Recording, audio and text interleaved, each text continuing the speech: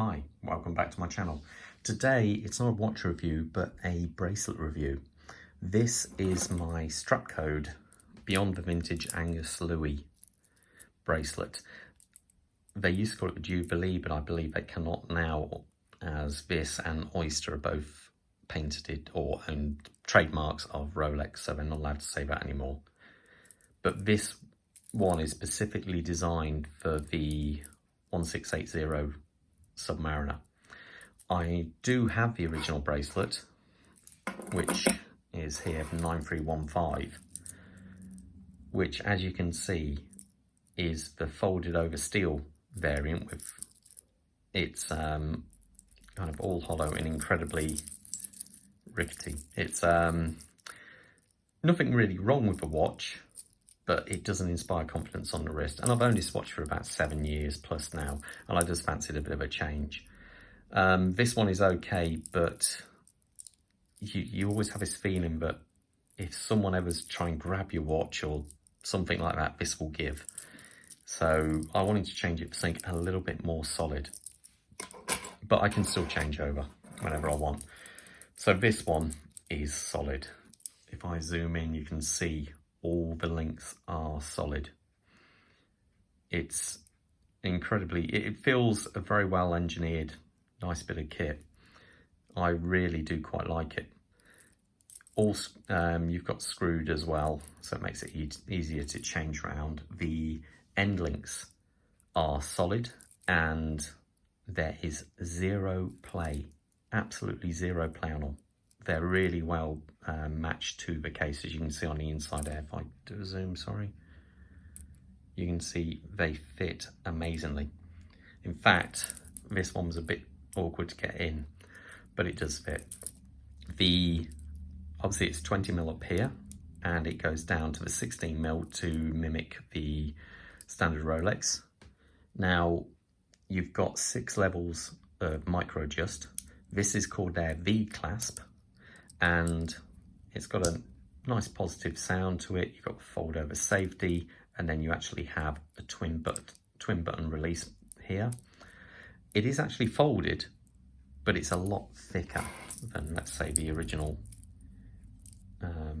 Rolex. As you can see, it's folded and then it's machined on the edges here, on the sides as well.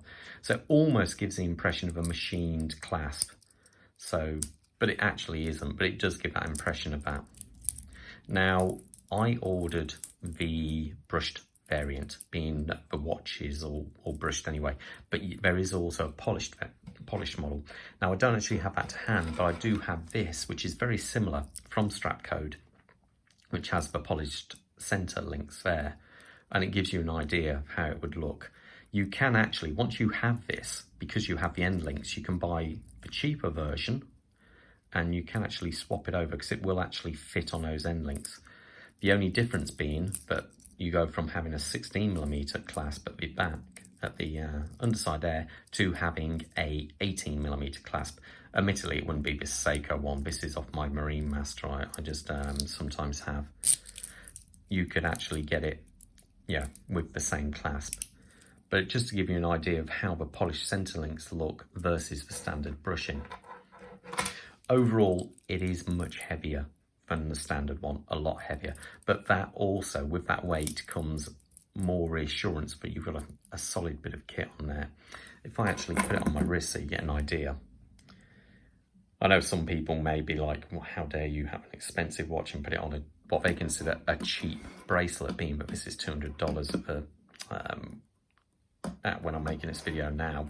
But I'm sorry, when it comes to a cheap bracelet. Yeah, back in the very early 70s and late 60s, this was really nice.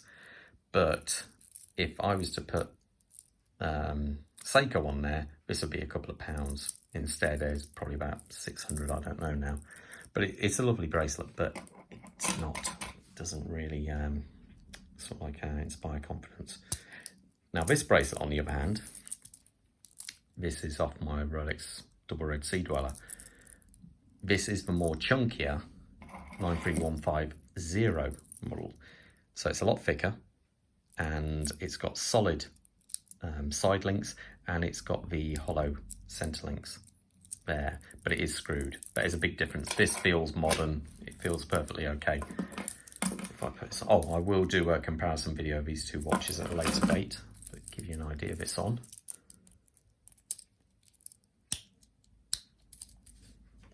There you go.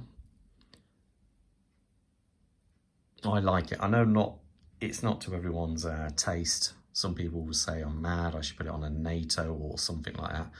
But I quite like the look of it. On the modern sub, I wouldn't consider putting a Jubilee style on there. But on this vintage one, I think it looks kind of quite credible.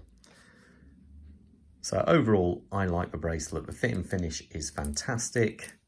I can't really, it is definitely a lot more heavier, but I don't mind that. I like to know I'm wearing a watch.